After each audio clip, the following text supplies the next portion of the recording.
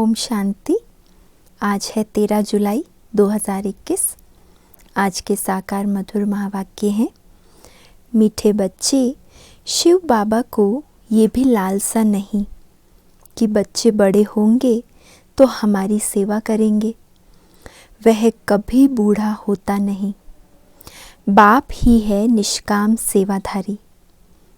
कितना सुंदर बाबा का गुण हम सुन रहे हैं कि शिव बाबा को ये लालसा नहीं है कि बच्चे बड़े होकर मेरी सेवा करें, क्योंकि बाबा को तो शारीरिक आयु का कोई भान या कोई प्रकार की बाधा नहीं है कि बुजुर्ग होने पर बच्चों की सेवा लेनी पड़े। तो बाबा कभी बूढ़ा होता नहीं। बाप ही है निष्काम सेवाधारी। प्रश्न है, भोलानाथ शिव बाबा हम सब बच्चों का बहुत बड़ा ग्राहक है, कैसे? उत्तर है, बाबा कहते मैं इतना भोला ग्राहक हूँ जो तुम्हारी सब पुरानी चीज़ें खरीद कर लेता और उसके रिटर्न में सब नई नई चीज़ें देता हूँ। तुम कहते हो बाबा ये तन मन धन सब आपका है, तो उसकी एवज में तुम्हें ब्यूटीफुल तन मिल जाता, अपार धन मिल जाता।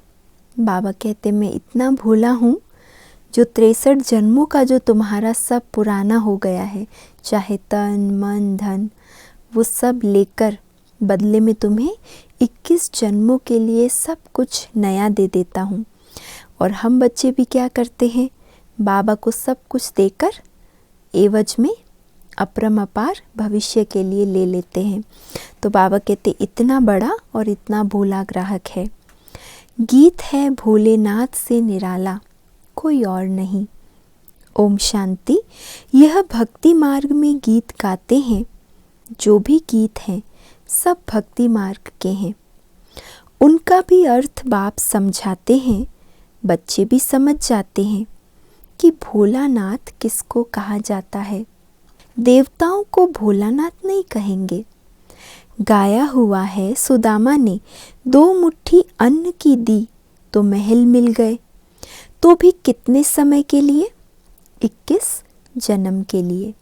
वो सुदामा का यादगार अभी इस समय का है, संगम पर बाबा गरीब गरीब बच्चों की 2 मुट्ठी चावल लेकर बदले में 21 जन्मों के लिए महल दे देते हैं। अब बच्चे समझते हैं कि बाप आकर भारतवासियों को बरोबर हीरे जवाहरों के महल देते हैं। किसकी एवज में देते हैं? बच्चे कहते हैं बाबा ये तन मन धन सब आपका है, आपका ही दिया हुआ है। किसको बच्चा पैदा हुआ तो कहते हैं भगवान ने दिया। धन के लिए भी कहते हैं भगवान ने दिया। कहने वाले कौन है? आत्मा। आत्मा ही मुख से कहती है भगवान अर्थात बाप ने दिया। बाप कहते हैं सब कुछ तुमको अब देना होगा। मुझसे लेना है अगर भविष्य 21 जन्म के लिए तो अभी सब कुछ देना होगा, है ना। क्योंकि भक्ति में हम गाते तो आए लेकिन सच्ची दिल से वो सब तेरा तुझको अर्पण कहते आए, लेकिन माना तो नहीं ना। तो बाबा कहते अभी सच्चे दिल से बाबा को सब कुछ समर्पित करो। उसकी एवज में हम तुमको बहुत ब्यूटीफुल तन ट्रांसफ़र कर देंगे, अपार धन देंगे। लेकिन किसको देंगे? ज़रूर बच्चों को ही देंगे। लौकिक बाप से अल्पकाल के लिए धन मिला है, बेहद का बाप हमको बेहद का वर्षा देंगे। बाप समझाते हैं ज्ञान और भक्ति में रात दिन का फर्क है। भक्ति में अल्पकाल के लिए मिलता है, धन है तो सुख है। धन के बिगर मनुष्य कितने दुखी होते हैं। बच्चे जानते हैं बाबा हमको अथाह धन देते हैं, इसलिए खुशी रहती है। सुख धाम में तो सुख की कोई कमी नहीं। हर एक को अपनी अपनी राजधानी है। उसको कहा जाता है पवित्र गृहस्थ आश्रम। सत्यु को कहा जाता है पवित्र गृहस्थ आश्रम। तो बाप कितना भोला है क्या लेते हैं और क्या देते हैं। कितना अच्छा ग्राहक है बाप। यूं भी बच्चों का तो बाप ग्राहक ही है। बच्चा पैदा हुआ और सारी मिल्कियत उनकी है। वह होते हैं हद के ग्राहक, ये है बेहद का भोलानाथ।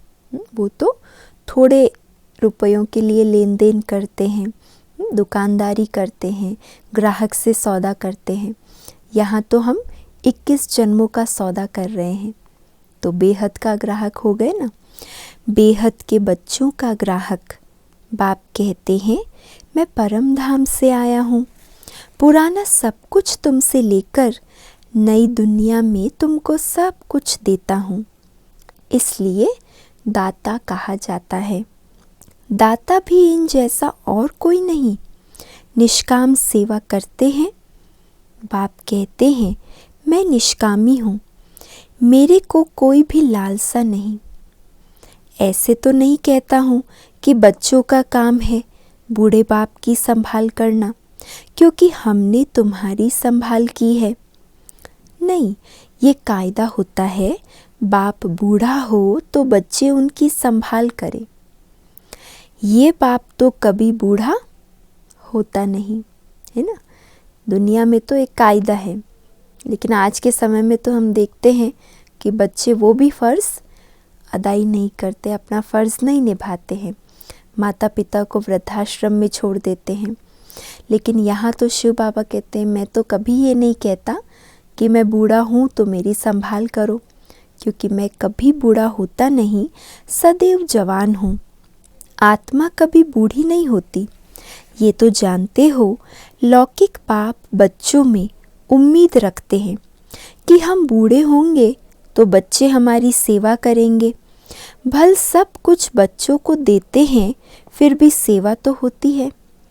यह शिव बाबा कहते हैं मैं हूँ ही अभोक्ता, मैं कभी खाता ही नहीं हूँ, मैं आता ही हूँ सिर्फ बच्चों को नॉलेज देने। सुप्रीम रूह रूहों को बैठ समझाते हैं, रूह ही सुनती है, हर एक बात रूह करती है। संस्कार भी रूह ले जाती है, जिसके आधार पर शरीर मिलता है। यहाँ मनुष्यों की अनेक मतें हैं। कोई कहते हैं रूह परमात्मा ही ठहरा, उनको कुछ भी लेप छेप नहीं लगता है। आत्मा निर्लेप कह देते हैं। अगर आत्मा निर्लेप होती तो क्यों कहते पाप आत्मा पुण्य आत्मा। अगर आत्मा निर्लेप है तो कहाँ जाए पाप शरीर पुण्य शरीर, है ना। कितना सुंदर बाबा एग्जाम्पल दे रहे। आत्मा को अगर लेप छेप नहीं लगता तो हम फिर पाप शरीर या पुण्य शरीर कहते, पाप आत्मा पुण्य आत्मा नहीं कहते। अभी तुम जानते हो कि सभी आत्माओं का रूहानी बाप हम रूहों को पढ़ा रहे हैं इस शरीर द्वारा। आत्मा को बुलाते भी हैं ना, कहते हैं हमारे बाप की आत्मा आई, टेस्ट ली। आत्मा ही टेस्ट लेती है, बाप तो ऐसा नहीं कहेंगे, वो तो अभोक्ता है। ब्राह्मणों को खिलाते हैं, आत्मा आती है, कहाँ तो विराजमान होती होगी। ब्राह्मणों आदि को खिलाना भारत में कॉमन बात है। आत्मा को बुलाते हैं, उनसे पूछते हैं, फिर कई बातें उनकी सच्ची भी निकलती है।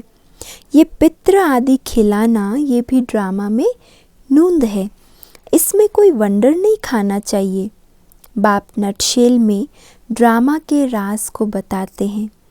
डिटेल तो इतनी ड्रामा की समझानी दे नहीं सकते, एक एक की समझाने में ही वर्ष लग जाएं। अगर बाबा एक एक का समझाने देने लगे, एक एक का जन्म कितना है, क्या हुआ होगा, हर जन्म की कहानी सुनाए, तो बाबा कहते कितने वर्ष लग जाएं। तुम बच्चों को बड़ी सहज शिक्षा मिलती है। गाते भी हैं, हे पतित पावन आओ, आकर हमको पावन बनाओ। उनका नाम ही है पतित पावन। ब्रह्मा विष्णु शंकर को पतित पावन नहीं कह सकते हैं, बाप को ही पतित पावन लिबरेटर कहते हैं। दुख हरता सुखकर्ता भी कहते हैं, उनको ही कहा जाता है। वह है निराकार। शिव के मंदिर में जाकर देखो, वहाँ लिंग रखा है। ज़रूर चैतन्य था, तब तो पूजा करते हैं। ये देवता भी कभी चैतन्य थे, तब तो उन्हों की महिमा है। नेहरू चैतन्य में था, तब तो उनका फोटो निकाल महिमा करते हैं। कोई अच्छा काम करके जाते हैं तो उनका जड़ चित्र बनाए महिमा करते हैं। पवित्र की ही पूजा करते हैं। कोई भी मनुष्य की पूजा नहीं कर सकते। विकार से पैदा होते हैं ना, तो उनकी पूजा नहीं हो सकती। पूजा देवताओं की होती है, जो सदैव पवित्र होते हैं। तुम जानते हो, बाबा आया था, फिर अब संगम पर आया है स्वर्ग की स्थापना करने। फिर द्वापर से रावण राज्य शुरू होगा। रावण राज्य शुरू होने से झट शिव का मंदिर बनाते हैं। अभी तो चैतन्य में नॉलेज सुना रहे हैं। वह सत है, चैतन्य है, उनकी ही महिमा गाते हैं। निराकार को शरीर तो चाहिए ना, तो बाप ही आकर विश्व को हेवन बनाते हैं। उस हेवन में राज्य करने के लिए तुम पुरुषार्थ कर रहे हो। स्वर्गवासी तुम बन रहे हो। निराकार परमपिता परमात्मा ज्ञान का सागर है, परंतु सुनाए कैसे? कहते हैं, मैं इस शरीर में आया हूँ, मेरा ड्रामा में ये पार्ट है। मैं प्रकृति का आधार लेता हूँ। ये जो पहले नंबर का है, इनके ही बहुत जन्मों के अंत में मैं आकर प्रवेश करता हूँ। निराकार को साकार का आधार लेकर, कौन सा आधार? जो अपने बहुत जन्मों के अंत में वानप्रस्थ अवस्था में पहुँच जाते हैं, उनके तन में आकर बाबा ज्ञान सुनाते हैं। और इनका नाम ब्रह्मा रखता हूँ। पहले ये सब भट्टी में थे तो बहुतों को नाम दिए थे, परंतु बहुतों ने फिर छोड़ दिया, इसलिए बाबा ने फिर नाम रखने भी बंद कर दिए। इसलिए नाम रखने से क्या फ़ायदा? तुम वह नाम देखो तो वंडर खाओ। एक से बढ़कर एक इतने सुंदर और रमणीक नाम बाबा ने वतन से मंगाए थे, और कितनों के नाम एक साथ आए। तो बाबा कहते तुम्हें वंडर आएगा, एक ही साथ सब इकट्ठे कितने रमणीक नाम आए। संदेशी नाम ले आती थी, वह लिस्ट भी ज़रूर रखनी चाहिए। सन्यासी भी जब सन्यास करते हैं तो उनका भी नाम बदल जाता है। घर बार छोड़ देते हैं।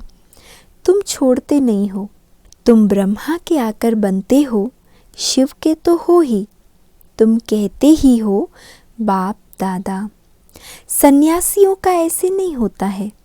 भल नाम बदलते हैं, परंतु बाप दादा नहीं मिलता, उनको सिर्फ गुरु मिलता है। हठ योगी हद के सन्यासी और राजयोगी बेहद के सन्यासी में रात दिन का फर्क है। गाया भी जाता है ज्ञान, भक्ति और वैराग्य। उनको भी वैराग्य है, परंतु उनका है घर बार से वैराग्य, इसीलिए उन्हें हद का सन्यासी कहते हैं। तुमको सारी दुनिया से वैराग्य है। उनको पता ही नहीं कि सृष्टि बदलती है।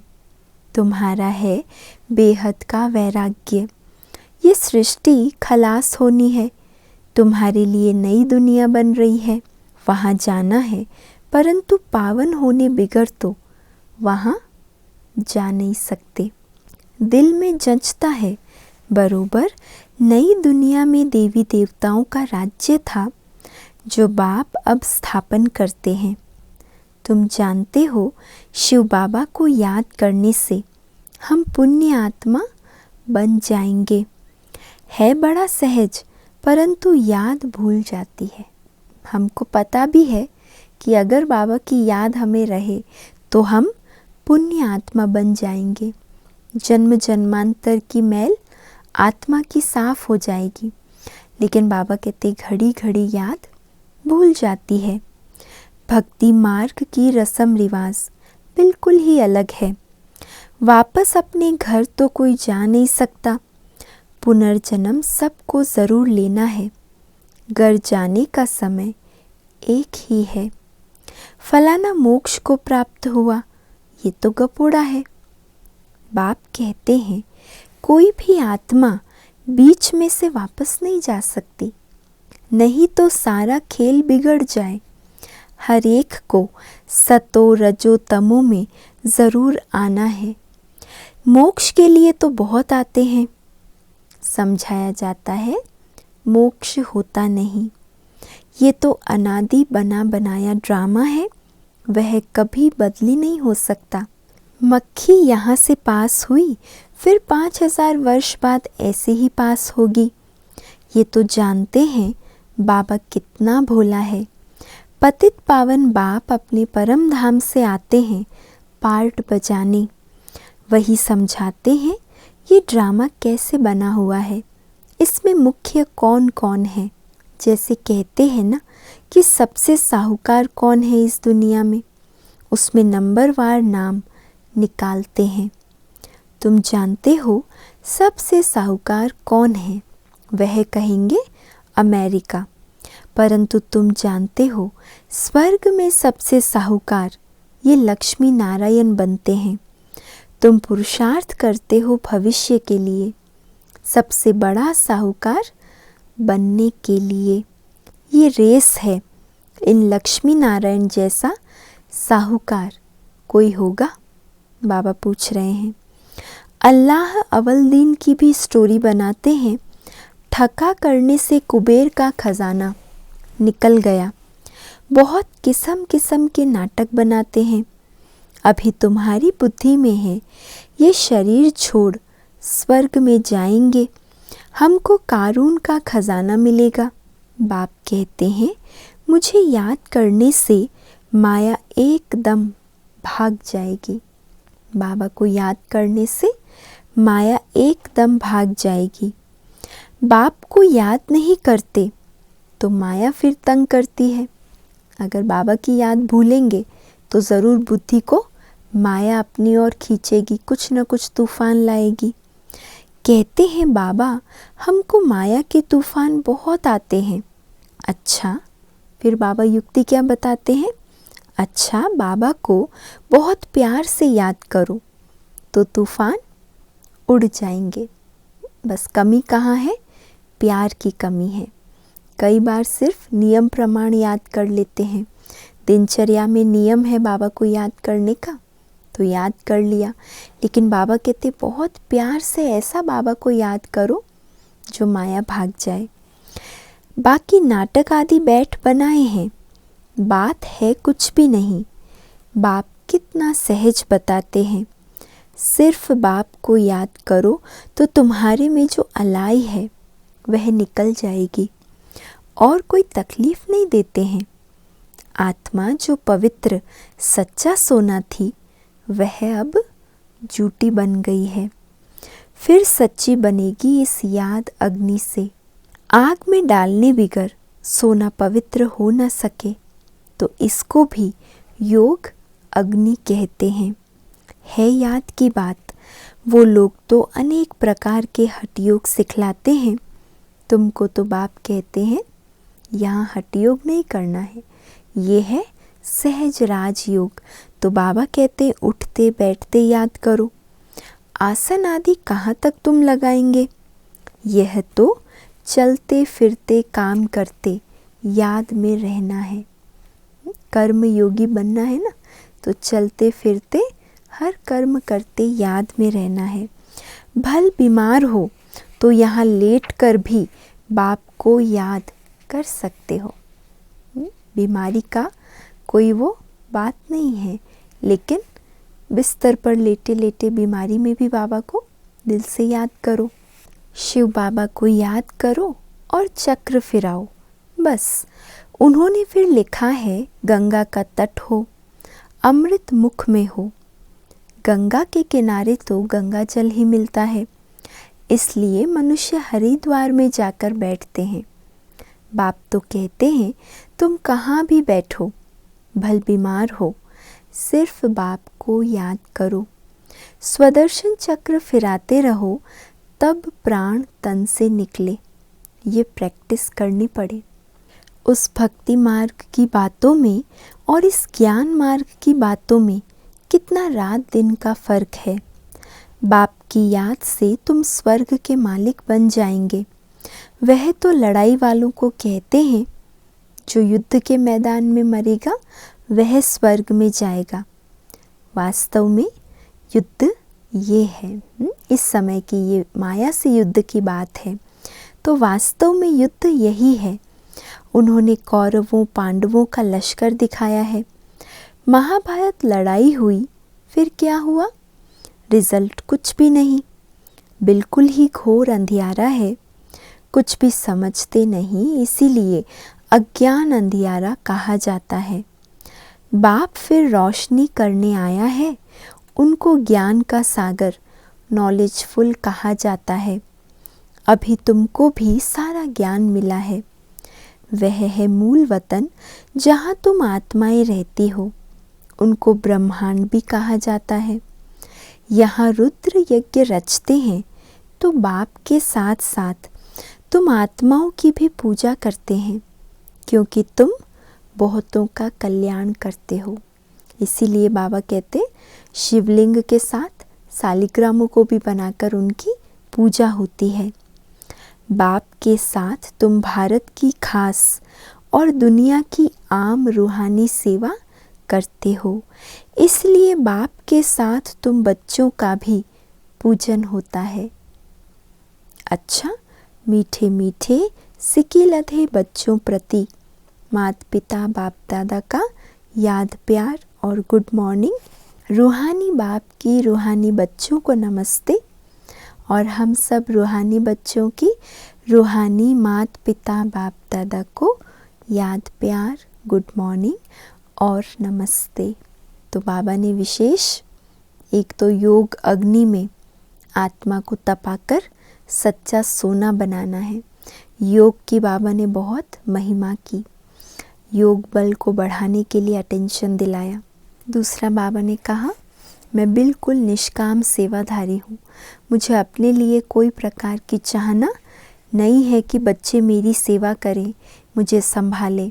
मैं तो बच्चों को राज्य भाग्य देकर फिर अपने घर वानप्रस्थ में चला जाता हूँ।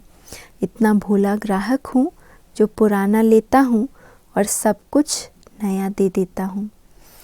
तो आज है धारणा के लिए मुख्य सार। पहला है, माया के तूफानों को भगाने के लिए बाप को बहुत बहुत प्यार से याद करना है। आत्मा को योग अग्नि से सच्चा सच्चा सोना बनाना है। दूसरा है, बेहद का वैरागी बन इस पुरानी दुनिया को भूल जाना है। दुनिया बदल रही है, नई दुनिया में जाना है, इसलिए इससे संन्यास ले लेना है। आज का वरदान है, ज्ञान की पॉइंट्स को हर रोज़ रिवाइज कर समाधान स्वरूप बनने वाले बेगमपुर के बादशाह भव। ज्ञान की पॉइंट्स को हर रोज़ रिवाइज कर समाधान स्वरूप बनने वाले बेगमपुर के बादशाह भव। ज्ञान की पॉइंट्स जो डायरियों में अथवा बुद्धि में रहती है, उन्हें हर रोज़ रिवाइज करो और उन्हें अनुभव में लाओ, तो किसी भी प्रकार की समस्या का सहज ही समाधान कर सकेंगे। कभी भी व्यर्थ संकल्पों के हैमर से समस्या के पत्थर को तोड़ने में समय नहीं गवाओ। ड्रामा शब्द की स्मृति से हाई जंप दे आगे बढ़ो, फिर ये पुराने संस्कार आपके दास बन जाएंगे। लेकिन पहले बादशाह बनो, तख्त नशीन बनो। एक तो ड्रामा शब्द की स्मृति रखो, उससे हाई जंप दो। व्यर्थ संकल्प रूपी पत्थर को हैमर से मारने में तोड़ने में समय नहीं गवाओ, लेकिन हाई जंप देकर आगे बढ़ो। फिर ये पुराने संस्कार आपके दास बन जाएंगे। लेकिन आपको पहले क्या बनना पड़ेगा? बादशाह तख्त नशीन बनना पड़ेगा। स्लोगन है, हर एक को सम्मान देना ही सम्मान प्राप्त करना है। हर एक को सम्मान देना ही सम्मान प्राप्त करना है। और आज का व्यक्त इशारा है सारथी अर्थात आत्म अभिमानी, क्योंकि आत्मा ही सारथी है। इस रथ की रथी सारथी आत्मा है। ब्रह्मा बाप ने इस विधि से नंबर 1 की सिद्धि प्राप्त की, तो फॉलो फादर करो। जैसे बाप देह को अधीन कर प्रवेश होते अर्थात सारथी बनते हैं, देह के अधीन नहीं होते, इसलिए न्यारे और प्यारे हैं। ऐसे ही आप सभी ब्राह्मण आत्माएं भी बाप समान सारथी की स्थिति में रहो। सारथी स्वतः ही साक्षी हो, कुछ भी करेंगे, देखेंगे, सुनेंगे और सब कुछ करते भी माया की लेप छेप से निर्लेप रहेंगे। सारथी होंगे तो साक्षी होकर सब कुछ देखेंगे, सुनेंगे, करेंगे, लेकिन माया की लेप छेप से निर्लेप रहेंगे। तो 3 शब्द याद रखना है, सारथी, साक्षी और माया की लेप छेप से सदा निर्लेप। अच्छा, ओम शांति।